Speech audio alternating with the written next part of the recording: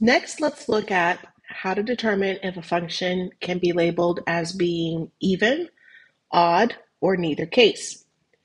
Functions whose graphs are symmetric about the y-axis are called even functions.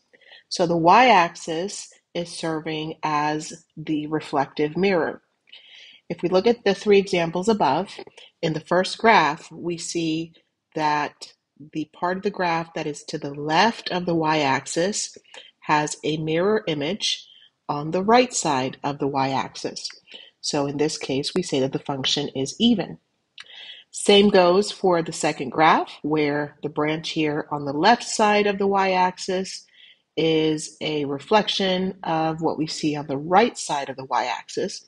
So the y-axis again is serving as that reflective mirror. And also in the third case, the branch here to the left of the y-axis is a reflection of what we see to the right. Algebraically speaking, functions are even if for every ordered pair, x comma y, there also exists the point negative x comma y that is also part of the graph. Let's take a look at the middle graph above. Let's say, for instance, that this ordered pair had coordinates at positive 3, comma positive 2. Then its reflection over the y-axis would have the ordered pair negative 3 for x and still positive 2 for y. So we see that the two ordered pairs have opposite x coordinates but the same y coordinate. We can also say that for any x value in the domain, it is true that when f is evaluated at x, we get the same result as when f is evaluated at the opposite of x. I'm going to write this a little bit larger because we're going to use this in future examples. So f of x is equal to f evaluated at the opposite of x. So in the example that I used above, f of 3 would be 2 because the y coordinate that corresponds to an x coordinate of 3 would be 2. And it's also true that f evaluated at negative 3 would give us 2.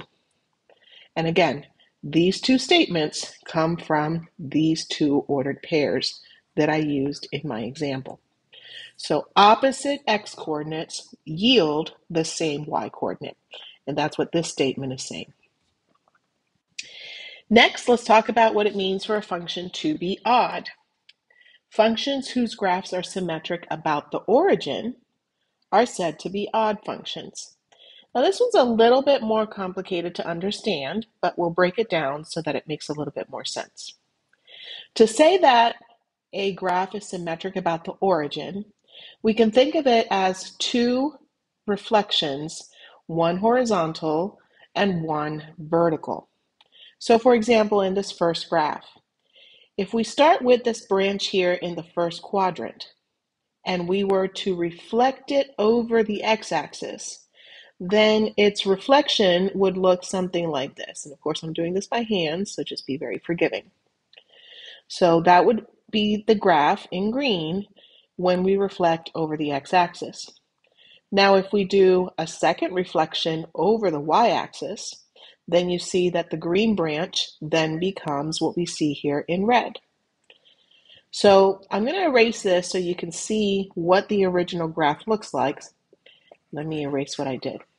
So again, think about the branch in the first quadrant, first being reflected vertically over the x-axis, and so it would land in the fourth quadrant. And then we reflect again over the y-axis, landing us in the third quadrant. Because these two branches follow those two reflections, we say that we have symmetry about the origin. Let's do the same thing with the second graph. So again, we have this branch in the first quadrant, and I'm going to outline it here.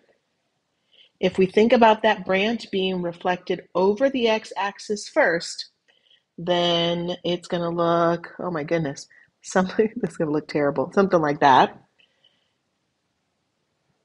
I'm going to erase that. That's not good enough.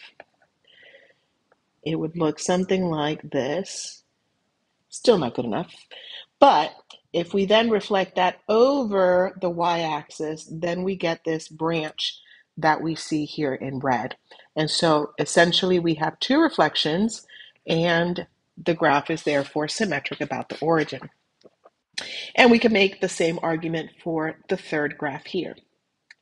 A function is said to be odd algebraically if for every ordered pair x comma y, the ordered pair negative x comma negative y is also part of the graph.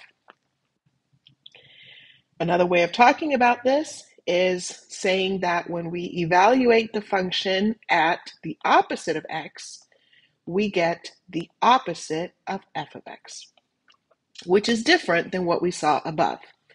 Above, we saw that when we evaluate the function at the opposite of x, we get back to the original f of x. Here, changing the input to negative x creates the opposite of the corresponding y.